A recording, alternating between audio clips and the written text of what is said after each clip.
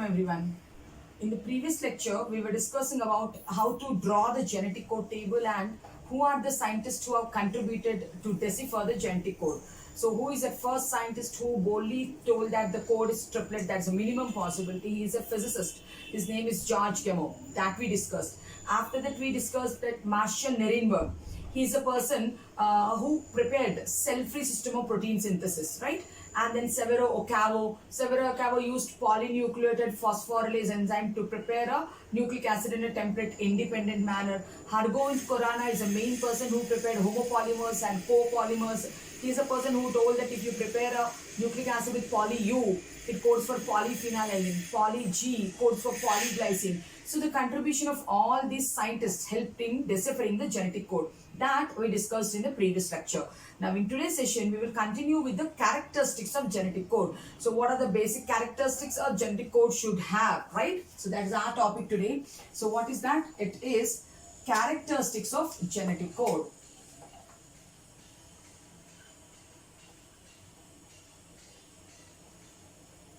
Characteristics of genetic code. Now let us see one by one. So what are the characteristics of genetic code? So who is that scientist who told that code is triplet? George Gamow. So the first point we can tell, George Gamow. So the name of the scientist is George Gamow. He stated that the code is triplet. He stated that the code is triplet. What do you mean by code is triplet? That means 3 nitrogen bases together is called as a codon, and that codon codes for an amino acid. He stated that 3 nitrogen bases is called as a codon, and a codon will code for an amino acid. This is what is called code is triplet. Now, what are the biochemical alphabets? So it is U, C, A, G. 4 alphabets are there, and we are telling possibility of 4. That means 4 power 3. We are telling it's triplet, means 4 power 3. That means it is 4 into 4 into 4. So 4 4s are 16, 16 4s are 64. That means we are going to get 64 codons.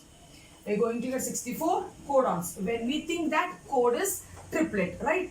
Now this is one characteristic. The second characteristic is code has polarity, means code has direction. That's the second characteristic. What's the second characteristic? Code has polarity. What do you mean by polarity? Polarity means it has direction. What do you mean by direction? Direction means if the sequence from the 5' end, it is A, U, G, G, G, G, U, U, U. If like this a sequence is there, code, then it codes for, it's always read in 5' to 3' direction only. The code is always read in 5 to 3 direction only. You cannot read it in the 3' direction. If it goes like this, then AUG, we know it codes for methionine. GGG, it codes for glycine. UUU, it codes for phenylalanine. So when we read it in this manner, so you get the same thing. So that's why we tell code has polarity, code has direction. The third characteristic is code is specific, means there is no ambiguity, there is no confusion. That means code is unambiguous. Code is specific is the third characteristic. Now let's write down what is the third characteristic. Code is specific. Now what do you mean by specificity? What do you mean by specificity? Specificity means unambiguity. Code is unambiguous. What do you mean by code is unambiguous? Unambiguity means if GGG is there as a code, means everyone knows that glycine will come. If UUU is there, means everyone knows that phenylalanine will come. So that's what is called specificity. Specificity states that one amino acid or we can tell code specificity means one codon. One codon always codes only for one amino acid. One codon always codes for only for one amino acid. One codon always coding for one amino acid is called specificity, it's called unambiguity. For example, I told you like G can always code for glycine, it cannot code for any other amino acid. G coding for glycine. If you take U coding for phenylalanine, not any other amino acid, tells that the code is specific. Code is unambiguous without any confusion. Now, first character, code is triplet. Second character, code has direction or polarity. Third character, code is specific. Now, the next character is code has start codon and stop codons. Code is specific, it is having a start codon specifically, it has stop codons also. Now we have to look at the fourth point. What is that? Code has start codons and stop codons. Code has start codons and stop codons. What is a start codon? So there is a start codon which is called as AUG. Even here in this sequence I started with AUG only. So children, what is the start codon? AUG is a start codon. AUG codes for which amino acid then? AUG in prokaryotes. AUG, which is a start codon in prokaryote. It codes for formyl methionine. Means just formyl group is added to the amino terminal end of the methionine. Whereas in eukaryotes,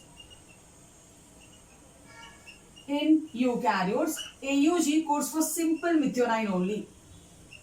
In eukaryotes, AUG will code for simple methionine only. Whereas in prokaryotes, it is formilated methionine, which is coded by AUG, which acts as a start codon.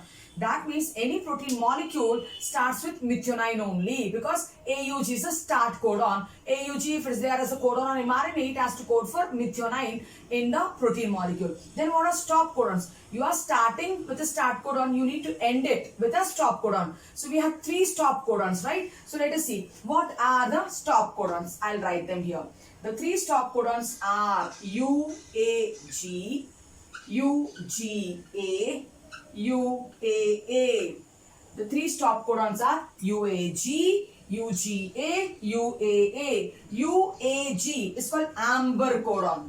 Now the recent names for them are, this is amber, this is opal, and this is ochre.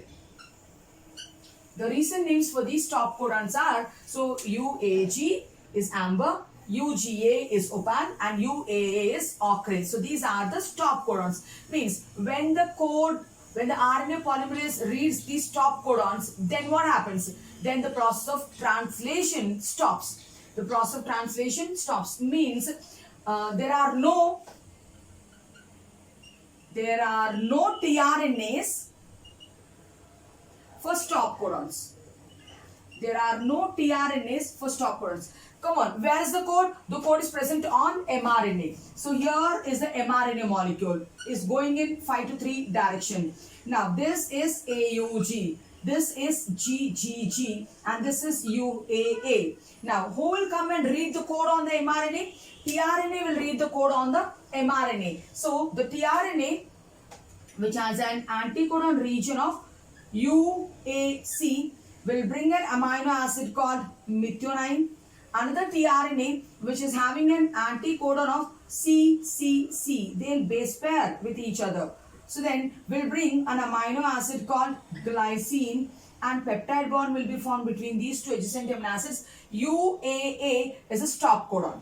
If UAA is a stop codon, I am telling that for stop codons there are no tRNAs. Means you cannot bring any tRNA. So when tRNA doesn't come, then the process stops, it terminates.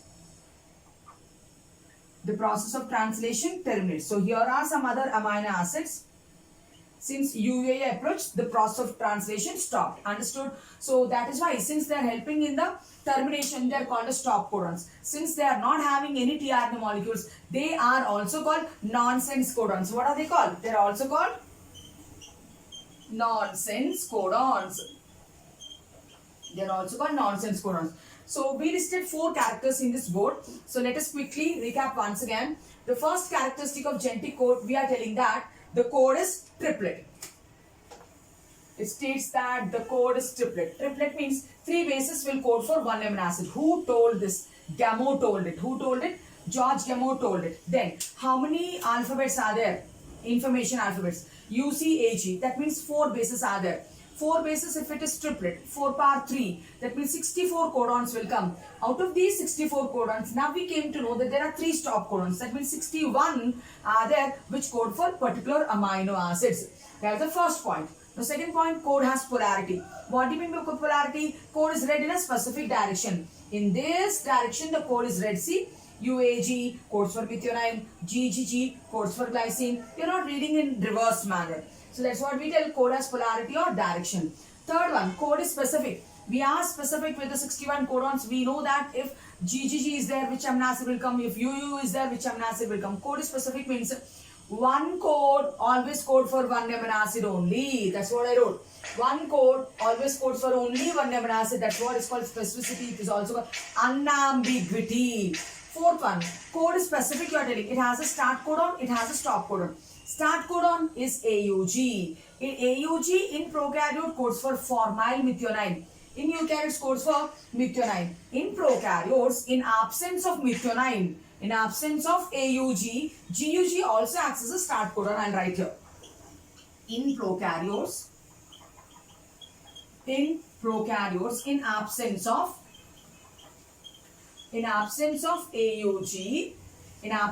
AUG, GUG codes for formyl methionine. GU codes for formyl methionine means GUG can act as a start codon. Where, ma'am? In prokaryotes. So what am I telling? I am telling in absence of AUG, in prokaryotes, GUG codes for formyl methionine acts as a start codon. Whereas in eukaryotes, AUG is a start codon. It codes for simple methionine. What are stop codons? There are 3 stop codons. One is UAG, UGA, UAA are the stop codons. So they don't have any anticodons. So they don't have any tRNA molecules. Then the process terminates. That's why they are called stop codons. Go on, quickly take the screenshot. Then we will we'll look at the other characters of genetic code.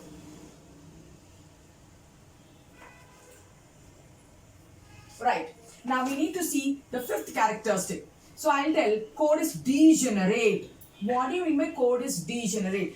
How many amino acids are seen in proteins? 20 amino acids are seen in proteins. But just now we calculated how many codons are there? 61 codons are there. Now the point is 61 codons are coding for only 20 amino acids. So means it is logic that there are some amino acids which are coded by more than 1 codons. That's what is called, it is degenerate. What is the 5th point, children? We are telling code is degenerate. Degeneracy is also called redundancy. Degeneracy is also called redundancy. Now what do you mean by degenerate or redundancy? It means that one amino acid is coded by many codons. Redundancy states that one amino acid is coded by many codons. So for this there's an exception. Methionine is coded only by AUG, right? And next one is tryptophan is also coded by 1 codon only. So methionine and tryptophan, TRP means tryptophan. Methionine and tryptophan are coded by 1 codon only. Means for methionine, tryptophan the code is not degenerate, but for rest all it is degenerate. For example, if you see how many amino acids are coded by 2 codons. How many amino acids are coded by 2 codons means we need to look into the genetic code table. In the 3rd line, most of them are coded by 2 codons each. What are they? tryptophan is coded by 2. Phenylalanine first line is also coded by 2. So phenylalanine, tyrosine. Phenylalanine, tyrosine are coded by 2. Then next one, histidine by 2. Then next one, after histidine we made the code like glutamine, asparagine. Then we told lysine. Then we told aspartic acid. Then we told glutamic acid. Then fourth line, first one, cysteine. So I got 9. I got 9 amino acids. So there are 9 amino acids which are coded by 2 codons. So I can write here 9 amino acids. 9 amino acids are coded by 2 codons. If you want the list of 9 amino acids, shall we write down? So I told in the first line phenylalanine is there. Then in the third line we have tyrosine. After tyrosine we have histidine. Then after histidine, what's the next one? Glutamine. Then asparagine. Then after asparagine, it is lysine. Then after lysine, aspartic acid. Then glutamic acid. Then fourth line, first one, cysteine. 1, 2, 3, 4, 5, 6, 7, 8, 9. That's what I told. 9 amino acids are coded by 2 codons. It is degenerate. Then let us see how many amino acids are coded by 3 codons then. How many amino acids are coded by 3 codons? I think we have only one amino acid which is coded by 3 codons, that is isoleucine. So there is only one amino acid which is coded by 3 codons. What is that? First line, third square. It is isoleucine. I-L-E. Isoleucine. How many amino acids are coded by 4 also? Let us check. How many amino acids are coded by 4 codons? How many amino acids are coded by 4 codons? So first line, yeah, valine is coded by 4 codons. Second line, leave serine, proline, threonine, alanine coded by 4 codons. Then next, glycine coded by 4 codons. So I am getting 5 amino acids coded by 4 codons. So 5 amino acids are coded by 4 codons. What are the 5? I told, look at the first line, fourth square. It is valine, coded by 4 only. Second line, leave serine, it's coded by 6. Leave serine, then proline, threonine, alanine will be there. So proline by 4, threonine by 4, alanine by 4. Then fourth line, last square, glycine, is also coded by 4. So I got 5 amino acids coded by 4 codons. Then after that we have 6 codons. How many amino acids are coded by 6 codons? How many amino acids are coded by 6 codons? I think only 2. One is serine. Serine is there, arginine is there, and leucine is there. So we can tell 3 amino acids. 3 amino acids are coded by how many? 3 amino acids are coded by 6 codons each. What are they? In the first line, we have seen leucine. In the second line, we have seen serine. In the last line, we have seen arginine. So 3 are coded by 6 codons. So are we getting all the 20 amino acids? So 9 here, 9 plus 2, 11. 11 plus 1, 12. 13, 14, 15, 16, 17, 18, 19, 20. That means we have done a perfect mechanism. We counted all the 20 amino acids and we told for this degeneracy will not be applicable because these are coded by 1 codon only. Whereas there are 9 amino acids. I have listed the 9 amino acids which are coded by 2 codons. There are only 1 amino acid which is coded by 1 codon, that is isoleucine. There are 5 amino acids which are coded by 4 codons each. So these are the names of the 5. There are 3 amino acids which are coded by 6 codons. So these are the list of the 3 amino acids. So all these points are explaining degeneracy. So this being coded by 2 codons, this being coded by 3 codons, this being coded by 4 codons, this being coded by 6 codons is explaining degeneracy. This is our 5th point. The next one is code is commaless. Genetic code is commaless. What do you mean by commaless? No punctuation marks. No punctuation marks. No gaps, no full stops, no commas, no question marks, no inverteds. Code is continuous. Code is commaless means we can tell that code is continuous. Code is continuous without any commas and question marks. For example, AUG, GGG, then CCC, then UUU, like that it goes, right? So we are seeing the code which is running continuously without any gaps, without any question marks from the starting end to the ending end. So this is what we call code is comma-less. Now next characteristic, code is non-overlapping. Code is non-overlapping. Now, what do you mean by code is non-overlapping?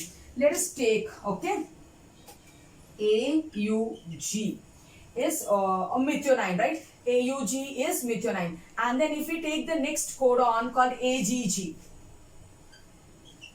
if you take the next codon AGG, then I took two codons. If it is non-overlapping, the first three will code for one amino acid and the next three will code for next amino acid. Then it is non-overlapping. If it is overlapping, what is the situation? We will see. It's not overlapping, but let us see. If it is overlapping, if you take the same six bases, AUG, AGG, what is the possibility? What do you mean by overlapping? First three will make the first code. Then, after that, close A, UGA will make the second code. So, UGA, this will make the second code. After that, close AU, GAG, GAG will make the third code. So, means this is making the third code. Next one, AGG will make the fourth code. AGG will make the fourth code. Now, if code is overlapping, this is what is called overlapping. If it is overlapping, a combination of six bases can make four codons. If it is non-overlapping, a combination of six bases is making only two codons, right? That means each base in non-overlapping code will be read only once. So, each base here is read thrice. G is read here also, G is read here also, G is read here also. Then, if there is a defect in one base, that means three amino acids will change. So, it causes a drastic change. So, that's why nature did not select the code to be overlapping. So, nature has selected the code as non-overlapping. Why? Because if there is any defect in one base, at least one amino acid only will change amount. So, this is the seventh characteristic, code is non-overlapping. Then next one, we can tell that AUG has dual function. AUG has dual function. What do you mean by AUG as a dual function? AUG is a start codon also, and there is an initiating tRNA also which comes and starts the process of translation. And AUG will come in between also, it is elongating codon also. What is a dual function? AUG is start codon also. Children, if it is a start codon, it will start the process of translation. It will start translation. Now, AUG can be in between also. AUG is seen in code also. In between the code also we see. So that's what we tell, AUG has dual function, right? So now let us quickly see what we wrote in this board. Then you take a screenshot, then we can get into the next further characters. So 4 characters we already discussed. We told code is triplet. Code has polarity. Code is specific. Code has start codon, stop codon. These 4 characters we have seen in the previous board. Now again 4 more characters we wrote here. The 5th character is code is degenerate. Code is redundancy. The degeneracy will explain how 61 codons are able to code only 20 amino acids. So degeneracy, what it will do? It will explain how 20 amino acids are coded by 61 codons. So here we have 9 amino acids by 2 codons, 1 amino acid by 3 codons, 5 amino acids by 4 codons, 3 amino acids by 6 codons. Okay. So this is what is degeneracy or redundancy. Next, code is comma-less. Comma-less means without any question marks, punctuation marks, without any gaps. Code is straight red. Next one is code is non-overlapping. Non-overlapping means one base appears only once in a code. It will not be repeated like this. Then AUG has dual functions. It acts as start codon also. It is in between the structural gene also. Then these are the 8 characters. Quickly take a screenshot.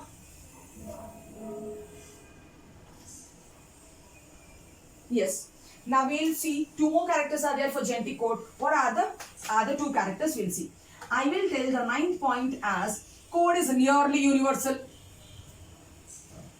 The ninth characteristic is code is nearly universal. Why I am not saying that code is universal? Why I am telling that nearly universal? That means there are some deviations then. So NCERT says the deviations are mitochondrial DNA. It will not completely match. Some will match, some will not match. And the NCERT says that the protozoan ciliates also doesn't match. So we have to write our ninth character. So the ninth character is the code is nearly universal. The code is nearly universal. What do you mean by nearly universal? Means starting from a primitive bacteria, starting from a primitive unicellular bacteria to an advanced human. To an advanced human. So if you take a codon, it codes for what does it code? Phenylalanine. It codes for phenylalanine only. Means from a unicellular primitive organism to a multicellular advanced organism like human, one code codes for the same amino acid, means universality. It is universal. But we are telling it is nearly universal. Means some mitochondrial codons. Some mitochondrial codons deviate. They deviate from universality. Some mitochondrial codons deviate from universality. If you have to see the examples, take AGG and AGA mitochondrial codes. AGG and AGA. So AGG and AAA, if it is a human code, children, it will code for arginine. Just check in your genetic code table. If it's a human code, it codes for arginine. But if it is a mitochondrial code, if AGG and AGA, if they are mitochondrial codes, they become the stop codons. What are they? They are not coding for anything. They are acting as stop codons. That means our stop codon should be coding there. For example, if you take UGA, UGA is stop for us, right? I'll use blue. UAA, UGA. In humans, UGA is a stop codon, isn't it? UGA is a stop codon. But in mitochondria, UGA codes for methionine. So in mitochondria, it is not stop. UGA, what does it codes for? It codes for methionine. So that is why we told code is nearly universal. One more example they told. Protozoan ciliates also it differs. We will see. In protozoan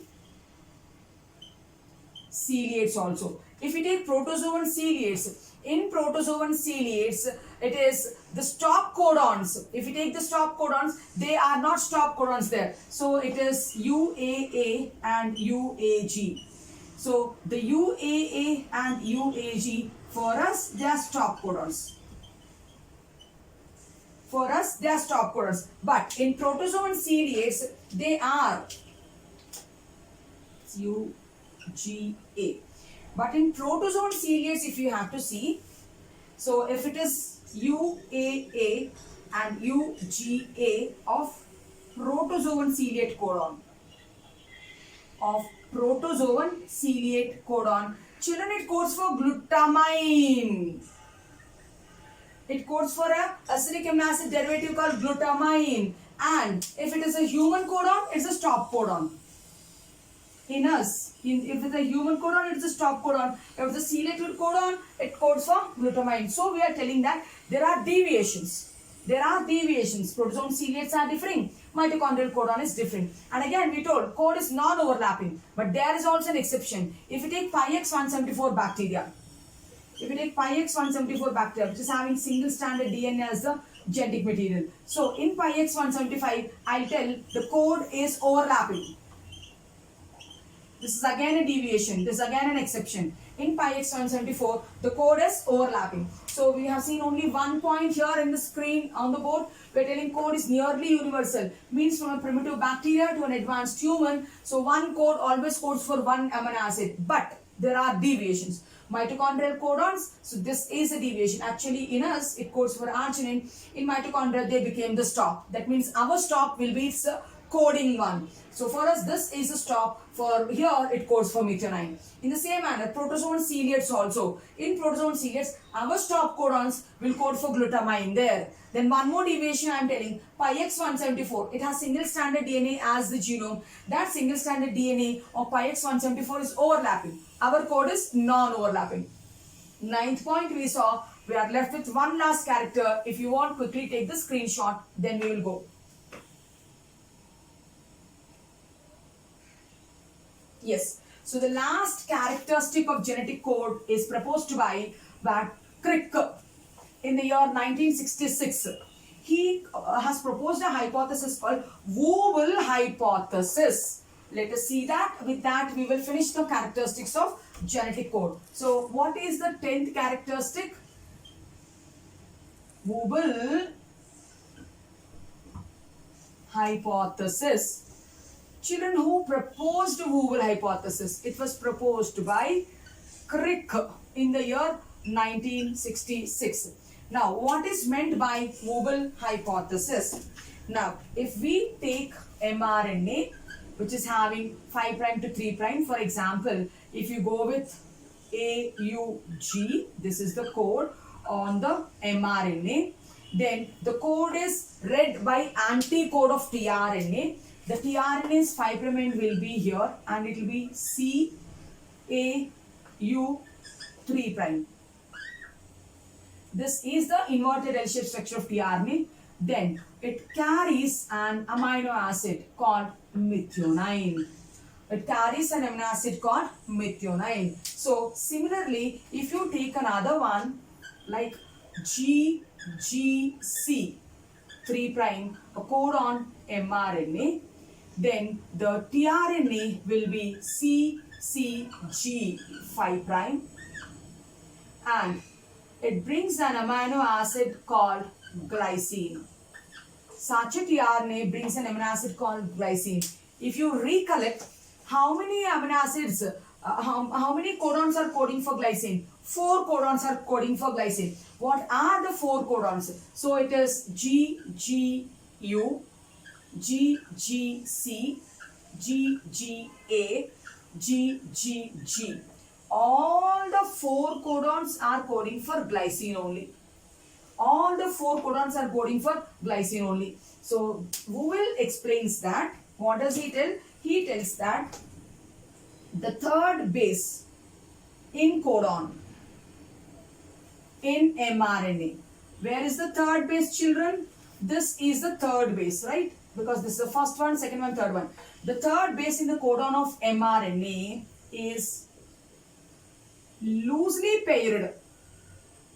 It is loosely paired with the first base, of anticodon in tRNA. Now, this is the first base of anticodon of tRNA. 5' end first will be there. It base pairs with the first base of anticodon. The interaction is loose. So that means these two, the interaction is strong. Whereas the third one, interaction is loose. The third one, interaction is loose. This loose interaction is called wobbling. So this loose interaction is called wobbling, right? Then he tells that usually the first base of tRNA, in anticodon is a modified base. It is a modified base. Children, if it is a modified base, for example, let us take an example. A modified base is inosine. Inosine got modified from adenine. Inosine is a base modification. It's a base analog of adenine. This inosine, when adenine gets converted to inosine, now then this inosine has an ability to bind with A also, has an ability to bind with U also, has an ability to bind with C also. It has an ability to bind with C also. That means it can bind with 3 specific bases at the third one. So that means one amino acid is coated by 3 codons, right? One amino acid is coated by 3 codons. So that's how Wobble hypothesis tells that the third base of codon and the first base of anticodon are wobbled. So it will tell, like, even though there are 61 codons, only 32 tRNAs are sufficient. Only 32 tRNAs are sufficient because 61 codons are there. But for example, if it is having I here, so it can pair with A also, it can pair with U also, it can pair with C also, right? For 3 codons, one particular anticodon. This is what is called Wobble hypothesis. So with this, we completed all the characteristics of genetic code. 10 characteristics we have listed out. Code is triplet, code has polarity, code has specificity, code has start and stop codon, code is degenerate, code is commaless, code is non-overlapping, AUG has 2 roles, code is nearly universal, and Wobble hypothesis. Hope you understood this lecture. If you like the content, please like, share and subscribe to my channel. Thank you.